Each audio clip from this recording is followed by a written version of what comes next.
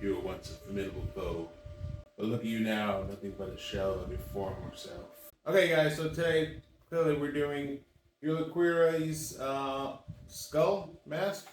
Skull mask? Anyway, this thing. It was pretty fun making this thing. It was pretty straightforward for the most part. Of course, and so we're gonna dive into where I got this from, where you can get it from, and how we went about doing it, and how we were able to stick it on top of my head without it falling off. Without further ado, let's just roll right into it, guys.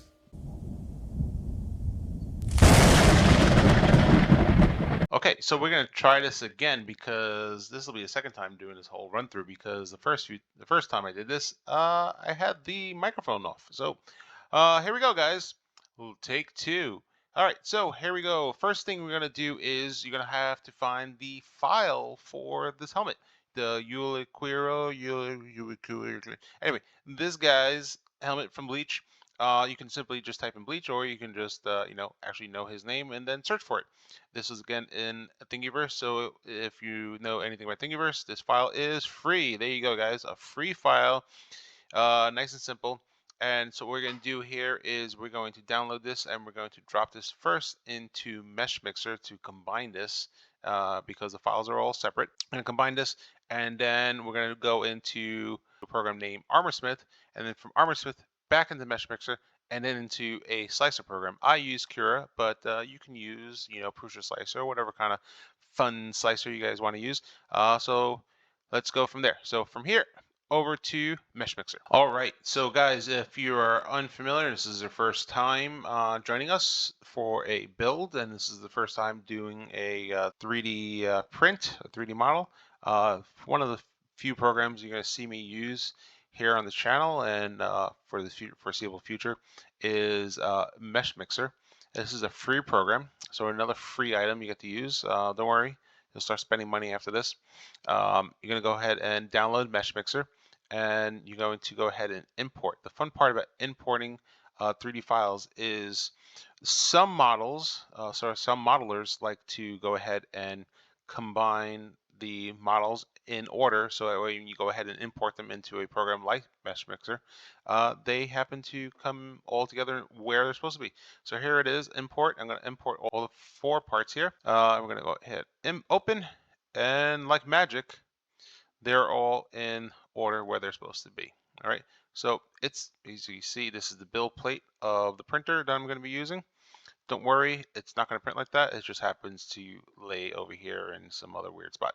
We're not worried about that at this point in time. What we are worried about is combining the file so that way we can go ahead and size this all accordingly. So you can, one of a few things, you can go ahead and you can select and press shift and hold each model, or you can go ahead and if you have the object browser here, if you don't see this, it's if you're here to view and hide object browser, and then there'll be view object browser. So best thing to do is keep your object browser open like this, and then you can see from the top one, if you hold down shift and then select the last one you want, because you're going to select them all, they all get selected, and you're going to have a little window that pops up to your left hand corner.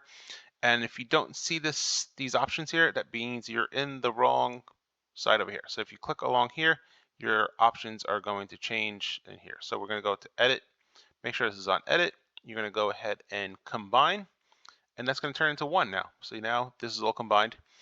You see these different colors, that's just these are just the face groups that are generated in the program.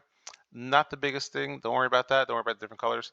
And definitely don't worry about this for now. I checked this, but for some reason there's an error with the file, but it will print, trust me on this. Now that you have this all combined into one file, then you go ahead and export this.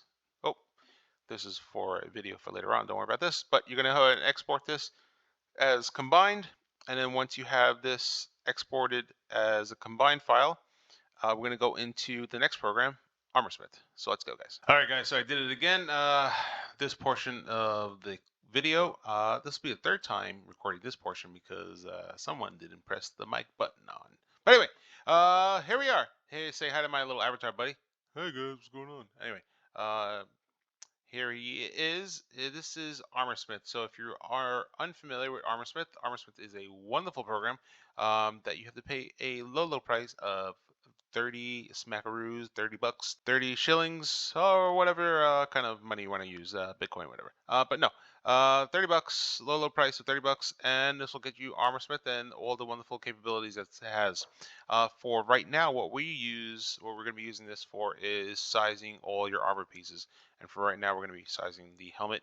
As you see my avatar here, for some reason I'm very top heavy, my little legs, but they are strong. So, but anyway, um, we're going to go in and I'm going to zoom into my head here, my very large head, right here. And we're going to go into the right-hand corner, top right-hand corner, and you're going to hit import. From import, you're going to go ahead and select the file you want, realizing that you couldn't see that window pop up after I was been editing this for the third time. We're gonna now you see here's the image that you want. Here's the file, and then you're gonna hit attach, and it's gonna show these little gears. We're gonna select the where we're gonna want to put this, and it's kind of shoved into the middle of my head. We don't want that, so I'm gonna hit the hotkey T on your keyboard, or these little arrows, this little arrow here up on the top left-hand corner to move the file, move the helmet. So we're gonna move it into where we want it, just off my face there, and then you're gonna see, move this, slide this over. We're gonna position this to where we want. And the big key part is the resizing. Again, guys, so guys, if you want a more full tutorial on the ArmorSmith program, please let me know. Let me know in the comments below any part of this video that you want to see me go into more detail on the components or the different parts of these programs. Let me know in the comments, and I would love to go into detail on this. But we're going to zoom past this really quick as possible for you guys because we want to get this size and on the printer and get going. So as you can see right here, you're going to right click. And then if you have an Apple, you have one button on your mouse. So I'm not sure if you get to do a right click. But anyway, what we're going to do is scale part. This is the biggest part we're going to be using. You have four options here. Uniform, which is basically what this is. You will uniformly adjust the size on your model. Non-uniform, which will be the opposing faces for the model. Shrink fit, which is I do not recommend because every time I've tried using it, it has crashed my computer. I have an i7 PC. If you have something stronger than that, then go ahead. Let me know if it works for you. But it keeps crashing my computer, or at least crashing the program. So I try to stay away from that. And then we also have freeform deformation, which is a fun little one, which we get to change different components for different points of the model. As you see, there's a box here around the model, and you can go from the faces to the lines to even the corners. But right now we're going to go into non-uniform, and we're going to go pick a face, and we're going to stretch it out just a little bit. We're going to see where it is. As you see, you stretch one side, it's going to stretch the other side. So we're going to go ahead and move the model into place a little bit, right there. Maybe a little bit bigger. So again, right click, scale part, non-uniform, stretch it just a little bit more. And then that looks good. Again, you want to make sure it's not crushing your head, so that way you can also still have room for padding or some kind of liner material you want there. And as you see, there's this top here, so we're going to try to move this down as much as possible right there. So I think that looks good. The way the model is, the way it's shaped, don't worry about that. You have a little space there. You can put like a padding or a cushion there, so that way it's rests easily on your head. So I wouldn't worry too much about that. As you see, this is digging in, this part's digging into your shoulder here, but don't worry because the way we're going to build this is going to flap nicely onto your shoulder, and that way it's all independent, and this will be flapping like kind of like a billow of hair, I don't know, billow of bones. But anyway, so once you've gone ahead and sized it to your head, your dimensions, you're going to go ahead and right click, export this bad boy, export this into rename it for a size combined, or however you want to know that this is the correct size. So export that, Once you've done that, we're going to go and jump back into Mesh Mixer and break this thing up. Back in Mesh Mixer, and let's pretend we imported this as the new really size file. But what we're going to do is we're going to go ahead and the magic button here, separate shells. Separate shells actually is really good when you have big models that has a lot of different components on it. And if you want to break it up for printing, maybe it might be easier to print different components on a different printer. So something like this, because we actually want to print this separately, because later on you'll see that these will be able to be move independently and not be all stiff. So and make sure that a lot of times the files, the 3D modelers, will have components that are into the other parts. Please make sure you use separate shells wisely, and don't give yourself a headache later on, because you'll find quickly that the parts do not match up accordingly. So once we got here, we're gonna hit separate shells, and bing bam boom, there you go. Now you got all the different parts separated again. So now once you've had this all separated, then you're gonna go ahead and export these individually, because if you go ahead and save them all like this, then they'll all be saved connected, and that's not what we want. So we want to go ahead and select the file, select the model you want, export each one. I go ahead and use a numbering system, so 1, 2, 3, and 4. Whatever you want to do, A, B, C, D, whatever. We'll make sure you have everything organized. So once you've gone ahead and exported this, now we go ahead and bring this into our slicer program. Let's go to the slicer. And here we are in the slicer program. As you see, I'm using Cura. I'm actually using the Elegoo version of Cura because I'm on my Neptune 3 Max. As you see, this model fits solely entirely on a Neptune 3 Max's build plate. This is a 420 by 420 build plate.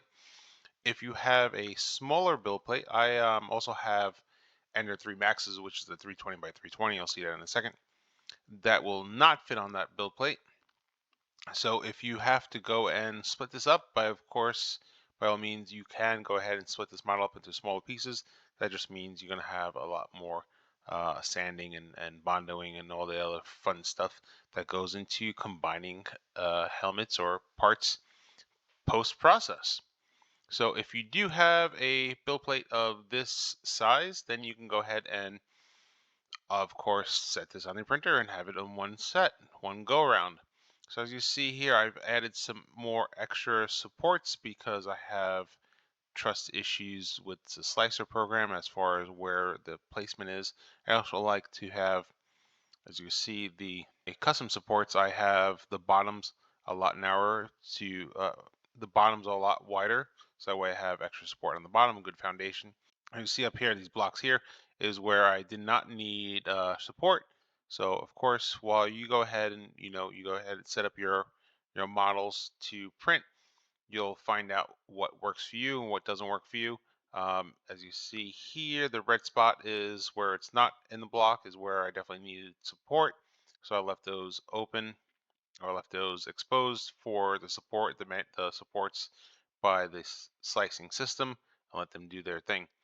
As you see up here to the right hand corner, I do print most of my models, if not, I would say closer to 90 something percent. I print everything at a 0.28 because I know I'm going to go ahead and sand this. I'm going to go and smooth it all out. This is not as you can see, it's not a resin print, so obviously I'm going to have to do some kind of sanding. So might as well do a little faster and a lot thicker layer height instead of having to waste so much material and whatever, so on and so forth. And as far if you're want to know about my settings, I know everyone asks, what's your settings? Shell, I do 3 because of this dome, especially when I'm doing helmets for this curvature, so that way it makes these curves. I do a 3. As you see, a lot of it is blocked out, so I'm not having all that support in there. So the 3 walls definitely helps with that. And then as infill, most of my prints will be at a 5%. You don't need a lot with these prints, especially if you're going to be wearing them. You want to go light on the material, so that way it's not so heavy, no so much pressure on your head or your body parts, and so on and so forth. And then let's see, and I use a grid. I don't really like using gyroid. A lot of creators like to use gyroid. because supposedly it is a better infill, but it also shakes the printers a lot more than it needs to be, and grid just works for me. So you do you, I'll do me, and we'll meet at the end of the day. Okay. And then material, of course, you'll have to figure out your material according to whatever filament you're using. Here's that. And build plate adhesion. 90 something percent of the time, I will use a raft because, again, I have trust issues. So making sure that the model is secure to the build plate, I use a raft. Also, top layers, good thing to note, I drop it down to 0. So when you do your raft, you'll just see only 2 layers of raft. All right. You don't need that whole like 10 layers or whatever. The 2 layers that it puts down, if you drop this to 0, is more than sufficient. But again, you figure out what works for you, and then let me know in the comments what works for you. And I'd like to hear your feedback. And then support, is it normal for this? But anyway, all right. So those are my settings. This is the setup for this, and then we'll jump over to the flaps. All right, guys. So here is the other 3 parts, the other 3 fin parts for the model. As you can see, I've actually am printing them all on one shot, and I'm printing this on my Ender 3 Max. I think this fits on an Ender 3 Pro. Let's see. Let's switch this over. If you have a maybe you'd have to probably do this one at a time. If you had something like a Pro, maybe if you orientate this just, oh yeah, if you have a Pro, you could do all these on a Pro size. I think that's 220 by 220, but I got rid of my Pro and all I have is my Max, Ender 3 Max. So there we go. This is a 300 by 300 printer. So if you have anything Pro or bigger build plate size, then you can go ahead and just print all these in one shot. There you go, guys. So once we slice this is the boring part is out of the way, and then we go into the fun part, which is, you guessed it, the sanding, painting, priming, sanding again, and painting, and then the final parts of putting it all together. So let's go, guys. All right, there you go, guys. That's what it's going to look like as for the mock-up. Again, I used a little of this white elastic. I had black, but so it blends in. Go ahead and get yourself some white elastic. And I just did a little tack welding. Oh, flip this over. No, we don't break anything. It's okay because it's plastic and it has to come off because we have to paint it, right? So there's the mock-up, pretty much of what it's going to look like once we do all the painting and everything. And let's see. Just like that. You hold it up. That's what it's going to look like. All right, guys. So I'm not going to bore you with the usual steps of Bondo and filler primer and sanding and all that fun stuff because it's going to be the same thing across all the projects we're going to be doing here on this channel. What I want to point out is with the all white pieces that we're going to be doing for the Ulquiorra, or later on we're doing a video for Vaster Lord, there's more like a skull part. So I like to do is paint, it's going to go all white. So to cover the mask, the Bondo part of that, I try to go with like a light gray. This is using matte glacier gray from Krylon. So I do one coat of that, so at least it would mask all the Bondo, all that redness, and then I can go and hit it with the white. And for the skull parts like this, I try to go with the satin white. It gives that little that texture of like bone-ish to it. So it's not like you're gonna use like gloss for like armor parts, say like for Iron Man or any kind of or the Gundam that we're working on. What I go ahead and do is hit it with the gray, give that one coat, and now I can go back with the white, and that way it'll be a good masking of the white instead of having to see like the Bondo or like different kind of distortion of the underlining layers. That way it'll come out and it'll be a nice crisp white. So let's dive into it. We'll get the gray lay down, and then we start doing, I do 3 coats for every paint I do. I do 3 coats. That way you have a nice, good foundation. That way it's nice and crisp, and that way you'll have good looking parts. So let's get to it. All right, guys. So now that you've finished going through the excruciating, wonderful part of the priming, painting, and clear coating of the mask. Now you can go into adding in some of that browning or something like for more bone texture.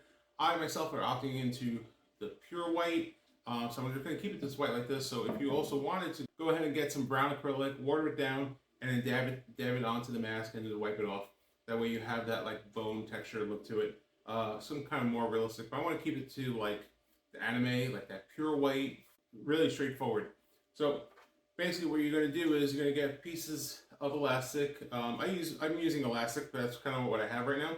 And find a piece that fits this, and you're just going to go ahead and try to match it, make sure the overlaying is matched. What I wind up doing during the sizing and making sure everything fits, I wind up using long strips, and you can see some of the hot glue is still stuck on there, so we'll clean that up. You're going to wind up going ahead and getting the material and then making sure that your overlapping is right where you want it. I wouldn't mark it or anything because then you're going to ruin the piece. So pretty much eyeball it where you want it so it just overlaps each section just a little bit, and then figure out where you're going to put your band there. You pretty much go ahead and get your hot glue and tack it on there, and then that way you can figure out where your placement is, then go ahead and get more pieces. So that way, like some of these parts are 2, and I think the bottom one, I went up just using 1 on there. As if I could find out where the previous one is, it's right there. Yeah, I just used 1 on this one. And I think the other ones were 2. So overlap that, just hot glue that there, and then pretty much that's it. Pretty much go ahead and hot glue it all. And I'm gonna go and see that there. I'm gonna go into that in a minute. So I'm gonna go ahead and hot glue all these together, and then we'll jump into what's underneath. All right. So if I didn't edit it out, the portion about the underside of this helmet, now's the time to disregard what I said earlier. I had to go ahead and change the plans on how I was positioning this on top of my head and to secure it. Because before I had the tendrils or the the extra parts over here, the neck parts on the helmet, I was able to secure it pretty secure on my head and without it falling. But once we put the added weight on here, it just kept falling off. I couldn't get it secured. So I was trying to figure out the best workaround to get it on my head. As you can see, I am now wearing a hat. And the reason for that is the button on top of my baseball cap. So as you can see, I have it on backwards so you don't see the bill here. So the button on top of the hat is my anchor point for the half of the mask, because the mask is a half and your head needs a whole because you got a whole head and the mask is only half. So anyway, so I figured out that for right now, for visual purposes, is the button right here will hold this in place because you have a lip here. And as you can see right now, I'll just prop this, get this in place. Remove my little neck tendrils out of the way. And now it is secure to my head. So if you're doing a cosplay, obviously you're not going to have a baseball hat and have the bill sticking out the back. But what you can do is find a hat that has no bill but does have a button, and hot glue that hat inside the helmet portion. This is trying to like not jab myself in the eye as I talk to you guys. Go ahead and hot glue that, and then what you go ahead and do is, because it's part of the cosplay, is that long wig that he has for his hair. Then hot glue the hair in place over the skull cap, and you won't see that.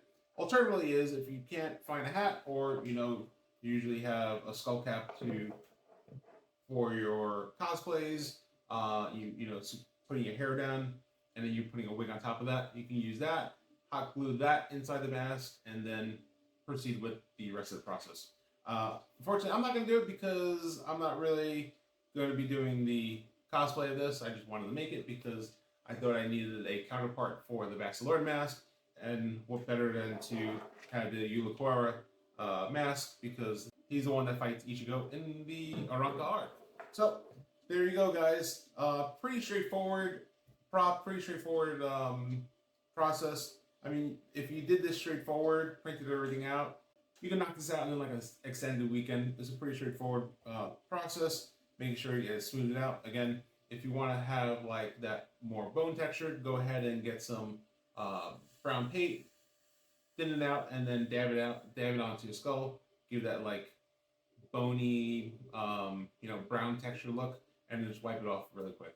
But otherwise, if you want to go like this, nice and straightforward, I'm pretty happy with the way it came out. I like the way these tendrils or the neck guard kind of flows and flops.